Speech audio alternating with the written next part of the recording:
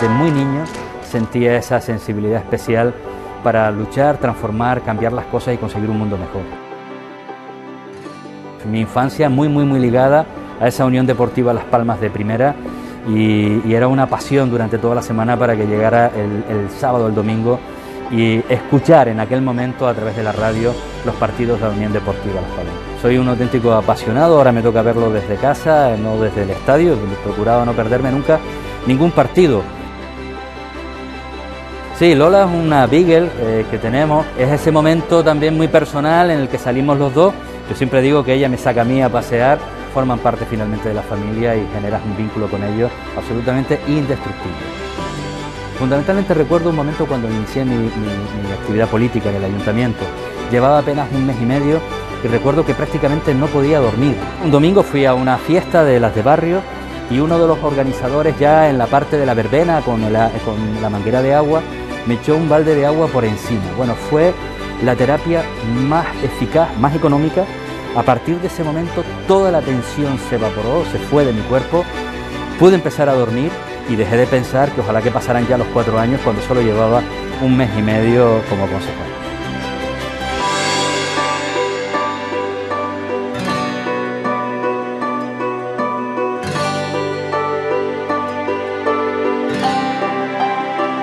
Estamos a mitad de octubre y una de las primeras tareas que tiene el Parlamento, también el Gobierno, es la aprobación de los presupuestos. Ustedes además están a punto ya de negociar también los presupuestos del Estado. Efectivamente, estamos hablando sin duda alguna de la ley más importante que año a año se discute en este Parlamento. La ley que genera los recursos, las herramientas, el dinero para que las políticas puedan desarrollarse en educación, en sanidad, en vivienda, en políticas sociales, en reactivar la economía. Siempre fue importante, pero sin duda alguna este año más importante que nunca, os voy a decir por qué. En paralelo se están discutiendo también, se está terminando la elaboración del proyecto de ley de presupuestos generales del Estado, que son fundamentales también para Canarias. Ahí tendrán que ir incluidas muchas partidas que ya están consolidadas en nuestro REF. Hablo de plan de infraestructura educativa o plan de infraestructura en materia turística o el plan integral de empleo de Canarias o los recursos destinados a combatir la pobreza. ¿Confían en disponer, por tanto, de los recursos suficientes para poder sacar adelante esas cuentas y no solo la ley, sino en poder atender todas las necesidades que vienen derivadas de la pandemia, unas necesidades que son incluso superiores a las del año pasado o este año en curso? Efectivamente, partiendo de la base de que siempre hay un punto de insaciabilidad en cualquier presupuesto. Gobierne quien gobierne y esté en la oposición quien esté, siempre será insuficiente, siempre necesitaremos más y en un momento como este, pues evidentemente ni le cuento. Yo no sé si será suficiente, pero sí le digo que no van a ser unos presupuestos inferiores a los que teníamos el año pasado y todo eso perdiendo cerca de 1.000 millones de euros de recaudación. Un dato importante, les recuerdo que en la anterior crisis, cuando se perdieron 1.000 millones de euros de recaudación, lo que se hizo fue recortar los servicios en esos 1.000 millones de euros. Ahora, la diferencia está en que se han perdido esos 1.000 millones de euros, pero la voluntad clara de este Gobierno ha sido mantener los recursos tal y como estaban e incluso incrementarlos. Frente a 5.000 sanitarios menos en la crisis del 2008 solo en Canarias, en este momento en Canarias se han incorporado más de 7.000 nuevas personas a la administración pública, 4.000 sanitarios o 3.000 docentes. Un cambio de actitud importante que al final se ve reflejado en haber conquistado y haber logrado las cosas, las herramientas, los mecanismos que hacen posible y las transferencias que el presupuesto del 2021 no tenga recorte. Apoyo del Estado, apoyo de Europa, todo eso se va a incluir dentro de esta ley de presupuestos. ¿Creen ustedes que va a ser necesario un ajuste fiscal? ¿Habrá subida de impuestos? No, ya lo ha anunciado el presidente del Gobierno, el vicepresidente del Gobierno de Canarias, Román Rodríguez. No toca en este instante. Nosotros nunca hemos tenido miedo a decirle claro a la ciudadanía que en ocasiones hay que elevar la presión fiscal fundamentalmente a los que más tienen para poder tener los servicios públicos esenciales que Canarias merece y que Canarias necesita. Cuando hablamos y exigimos todo, se nos llena la boca a todos al final de que necesitamos mejorar nuestra educación, mejorar los recursos destinados a la dependencia, a los servicios sociales, o tener una sanidad mucho más potente, una atención primaria mucho más adecuada, reducir listas de espera. El dinero no surge del aire, viene precisamente de la recaudación que se hace a través de los impuestos.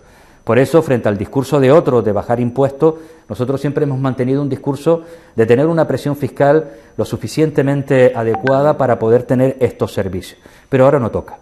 Hubo un incremento fiscal, vuelvo y reitero, sobre todo aquellas rentas más elevadas en el presupuesto del 2020, el primer presupuesto con sello del Pacto de las Flores. En este instante lo que sí que no toca tampoco es bajar, salvo algún producto muy concreto, porque necesitamos los recursos para combatir, para frenar esta situación desde el punto de vista social y económica durísima que estamos viviendo, pero evidentemente de la misma forma decimos que para impulsar la economía, en una situación en la que las familias han visto mermados sus ingresos a través de los ERTE y demás, pues evidentemente tampoco corresponde subirlo en esta ocasión. Para reactivar el sector turístico, que al final es el principal motor de Canarias, lo primero es bajar los contagios en las islas, pero después a la hora de impulsarlo también se ha insistido mucho en los famosos corredores seguros, esos test en los aeropuertos, test en origen, test en destino. La semana pasada hubo un anuncio de que parecía que se iban a llevar a cabo esos test en los aeropuertos. Nos hemos desayunado esta semana con la noticia de que AENA no cede espacio. ¿Qué va a pasar con esto? Nueva Canarias ha sido clara desde el primer instante. Era necesario generar todas las condiciones en un territorio que depende tanto del turismo, en el que además somos primera potencia mundial desde el punto de vista de esa actividad, en generar las condiciones para que la gente, con todas las incertidumbres que hay, finalmente ante la decisión de ir a un destino u otro, eligiera Canarias. Y en ese sentido hemos exigido desde los primeros meses la necesidad de los test en origen. Pero aquí era fundamental la posición de la Unión Europea. No puedes hacerlo de manera unilateral. De manera unilateral, en todo caso, puedes tomar la decisión de hacer los test en destino, pero en este sentido queda un poco coja toda esta situación. Hay en los últimos tiempos movimientos que avanzan en esa línea, esas reuniones con distintos países para generar los corredores seguros, avanzan de manera importante. La actitud de AENA, una vez más, no la compartimos. Vamos a seguir trabajando, vamos a seguir combatiendo esa actitud y si no fuera posible ahí, ubicaríamos otros espacios para generar, como vuelvo y reitero, las condiciones desde el punto de vista sanitario, las condiciones desde el punto de vista de trasladar seguridad a quienes nos visitan y a quienes aquí vivimos, lo más amplias posibles para poco a poco ir recuperando nuestra actividad económica. Si no fuera en los aeropuertos, ¿dónde le parecería oportuno llevar a cabo esos test? Hemos visto cómo en distintas ciudades se han ido ubicando espacios cercanos a los hospitales a través de carpas o habilitando, en el caso también de Las Palmas de Gran Canaria, por poner un ejemplo, en el entorno del Derimiller, pues los edificios, espacios, puntos ubicados. Tendríamos que intentar buscar alternativas, pero creo que lo que se trata es de convencer a AENA, que además vive fundamentalmente desde la actividad aérea, que la conectividad, que el número de pasajeros, en definitiva, que la gente que utiliza el espacio que gestiona AENA va a incrementar en la medida en que se generen todas las condiciones desde el punto de vista sanitario. Por tanto, creo que se trata de sentarse, de negociar y de llegar a acuerdos y estoy convencido que vamos a lograrlo. Con esta situación derivada de la pandemia se ha puesto otra vez de relieve la necesidad o no de diversificar el modelo económico de Canarias. Hace pocos días Bruselas recomendaba a España que en las aguas canarias se comenzara a explorar la posibilidad de extraer metales tipo cobalto y demás. ¿Qué opina usted de esta posibilidad como otra vía de negocio? Yo comenté en una ocasión, hay un dicho muy canario y yo lo he trasladado al Parlamento porque en los 5 años que llevo, una de las cuestiones que más he escuchado en este Parlamento es hablar de la internacionalización y decía en tono de broma que cada vez que se habla de internacionalización en este Parlamento muere un baifo, ¿no? Lo digo porque se ha hablado tantas veces de esta cuestión y tan pocas hemos sido capaces de trasladar medidas concretas, específicas, que es difícil, pero estamos ahora obligados. En cuanto al planteamiento de la Unión Europea, estamos hablando de una cuestión que ya fue muy controvertida y que además les recuerdo que está en un momento de especial tensión precisamente por el afán expansionista de Marruecos sobre la delimitación de las aguas territoriales que también combatimos de manera clara. Por tanto, precisamente no creo que ese sea la diversificación de la economía canaria. Eso puede tener mucho más interés para los propios intereses de la Unión Europea de depender menos del exterior en cuanto a recursos que pueden ser estratégicos, pero intuyo que poco se va a ver beneficiada la economía canaria y la diversificación de la misma.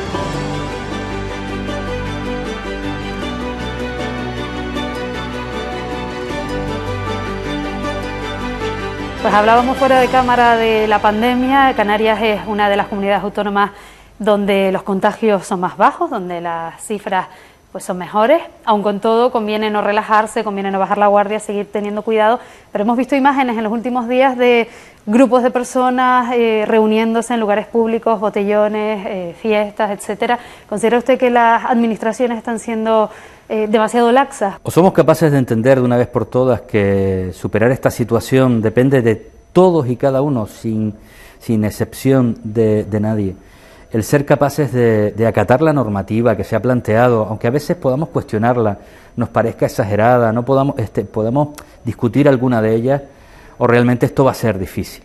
Ponemos todo el foco en las administraciones y hay que exigirle a las administraciones medidas contundentes, leyes cuando hay que dictarlas, decretos cuando hay que establecerlos, el cumplimiento de los mismos a través de los cuerpos y fuerzas de seguridad, las policías locales.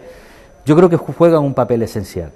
Pero al final, ¿se han endurecido también las sanciones? Se ha endurecido de manera importante, pero reitero, creo que al final, en donde se deposita la confianza final, tiene que ser en cada uno de nosotros. De nada sirve que se pongan las sanciones más duras o que saquemos al ejército, como pasó en su momento, a la calle, si la gente de manera sistemática busca la fórmula o a través de cruzar aquella esquina para quitarme la mascarilla. Es un esfuerzo importante, pero es un esfuerzo que tenemos que intentar concentrar durante un tiempo para a partir de ahí recuperar nuestro día a día más normalizado, nuestros espacios más comunes de compartir con los demás, pero también para recuperar la economía. Mientras se lidia con todas esas cuestiones derivadas de la pandemia, existe otra situación aquí en las islas complicada que además requiere del mayor consenso institucional, de que, digamos, todas las administraciones arrimen el hombro y trabajen para dar solución al fenómeno migratorio. Incremento en la llegada de pateras. La semana pasada fueron 1.000 personas en un día, llegaron a venir a Canarias y además coincidía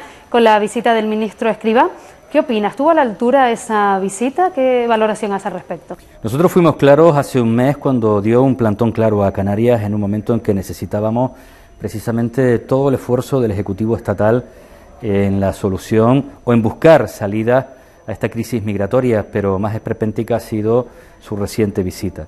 Ya no solo por los desplantes que algunas personas han planteado, sino porque no ha dado ni una sola respuesta concreta. Se trata de establecer no solamente medidas puntuales en este momento, que son imprescindibles, sino medidas mucho más estructurales. Lo que echamos en falta por parte del ministro, además de esas medidas concretas, es una política integral en materia migratoria. Esto no se trata solo de decir que al final vamos a ceder una estación militar, por cierto, abandonada de hace un par de décadas, con lo cual no va a estar disponible ni en un mes, ni en 3, ni probablemente en 6. Se trata de una política integral, con actuaciones muy potentes en origen, con un funcionamiento adecuado del CIBE que permita detectar a quienes llegan por la vía marítima y a través de eso salvar vidas. Se trata de espacios de acogida en condiciones, pero hemos tenido más de un año para intentar tener estos espacios, como digo, en condiciones. Y un elemento fundamental, la derivación al resto del territorio peninsular. Prácticamente ni el primero ni el segundo, ni este último, el de la derivación, de cada uno de esos elementos propios de una política migratoria, estuvieron presentes en sus palabras. Y en cuanto a la acogida, pues un par de propuestas sobre la mesa y reconocer que no han estado a la altura. Yo creo que esperábamos mucho más, esperemos que con las visitas de Margarita Robles en breve y de otros miembros del Gobierno podamos avanzar, pero sin duda creo que es necesaria una respuesta mucho más potente por parte de quien tiene la mayoría de las competencias, en este caso el Estado, aunque todas las administraciones tenemos que remar, todo el conjunto de la sociedad tenemos que apoyar, buscar a través de nuestra aportación una salida, porque no olvidemos que estamos fundamentalmente ante un drama humanitario. Veíamos también, coincidiendo con esa visita de Escrivá, situaciones en las que la sociedad de determinadas zonas o en determinados barrios, los vecinos y vecinas rechazaban esa presencia de migrantes. ¿Qué está fallando en ese sentido? No es la primera vez que lo vemos. ¿Qué está fallando? ¿Está fallando las administraciones a la hora de comunicar? ¿Estamos fallando los medios de comunicación? En primer lugar, evidentemente estamos fallando en cuestiones. Creo que falta muchísima pedagogía, mucha más información, más transparencia. Los datos que, por ejemplo, decía el propio ministro Escrivá en su reciente visita. Miles de estas personas han sido trasladadas a Península. Nos enteramos ese día. No ha habido un proceso de transparencia sobre esas derivaciones durante todos estos meses. Creo que la opacidad en todos los ámbitos de la política contribuye poco a precisamente que la gente tenga la información y a partir de ella ser capaz de situar la gravedad, la dimensión de cada uno de los temas que se aborde. En materia migratoria ni le cuento. Por tanto, hay una clara responsabilidad de las administraciones, hay una clara responsabilidad de los que nos dedicamos a la política, en ocasiones muy concentrados en buscar la responsabilidad en el otro, más que en la búsqueda de soluciones y en transmitir mensajes de serenidad también a la población, también de los medios de comunicación. Algunos juegan un papel muy determinante, incluso en la propagación de la fake news, de mentiras, de bulos concretos. Las redes sociales ni le cuento. Por tanto, todos tenemos un porcentaje de responsabilidad. Ahora bien, yo nunca voy a justificar declaraciones que son, desde mi punto de vista, absolutamente imperdonables. Es decir, declaraciones racistas. Por mucha desinformación que exista, creo que la humanidad no se debe perder nunca. Creo que ser capaces de comprender, tener empatía con el que peor lo pasa o el que incluso nada tiene, eso no se debe perder nunca. Al menos yo me crié en ese entorno y no tenía toda la información del mundo, pero hubiera sido incapaz, o mi madre o mis abuelos, de hacer ese tipo de expresiones. Por tanto, creo que una cosa, la exigencia y el asumir la responsabilidad por parte de las administraciones, por parte un poco de todos, de seguir trabajando y mejorando en ese sentido, bajo ningún concepto puede convertirse en una excusa, digamos, para minimizar o intentar comprender algunas declaraciones que bajo ningún concepto debemos tolerar. Muy bien, pues muchísimas gracias, señor Campos, por habernos dedicado este rato en el día de hoy. Muchas gracias a ustedes.